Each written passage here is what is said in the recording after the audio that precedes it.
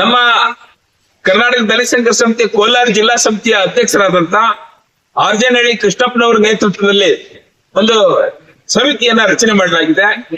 ಈ ಸಮಿತಿ ಕೋಲಾರ ಜಿಲ್ಲೆಯ ಎಲ್ಲಾ ತಾಲೂಕುಗಳಲ್ಲಿ ಸಮಿತಿಗಳನ್ನ ರಚನೆ ಮಾಡಿ ಆ ಎಲ್ಲಾ ಪದಾಧಿಕಾರಿಗಳಿಗೆ ಒಂದು 3 ದಿನದ ಅಧ್ಯಯನ ಶಿಬಿರವನ್ನ ಮಾಡಲಿಕ್ಕೆ ನಾನು ಈಗ ನಿರ್ದೇಶನ ನೀಡಿದ್ದೇನೆ. ಆ ಅಧ್ಯಯನ ಶಿಬಿರದಲ್ಲಿ ಕೋಲಾರ ಜಿಲ್ಲೆಯ ಎಲ್ಲ ಯುವ ಮುಖಂಡರು ಮತ್ತು ವಿಚಾರವಾದಿಗಳು ಮತ್ತೆ ಈ ಹೋರಾಟವನ್ನ ಮುನ್ನಡೆಸಬೇಕಂತಕ್ಕಂತ ಹೃದಯಂತರಾಳ ಇರ್ತಕ್ಕಂಥ ಅಂಬೇಡ್ಕರ್ ವಾದಿ ಅಭಿಮಾನಿಗಳು ಈ ಚಳವಳಿಯೊಳಗೆ ಸೇರಿ ಇಡೀ ಕೋಲಾರ ಜಿಲ್ಲೆಯಲ್ಲಿ ಶೋಷಿತ ಸಮುದಾಯಗಳ ಪರವಾದ ಒಂದು ಧ್ವನಿಯನ್ನು ಎತ್ತಬೇಕು.